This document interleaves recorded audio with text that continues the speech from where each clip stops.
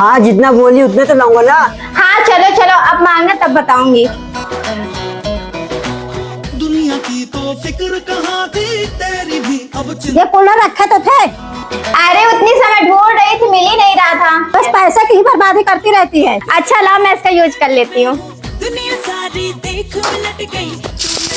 Mummy मैं एक कुल्हड़ लाया था, वो मुझे बहुत चिल्ला रही थी, जबकि 2 कुल्हड़ घर रखे थे। नहीं थी ये भी घटना। उसकी आदत हो गई है, जब कोई चीज न मिले ना तो बाहर से मंगवा लेती है। हाँ चोर बाजारी दो में मम्मी खाओगी?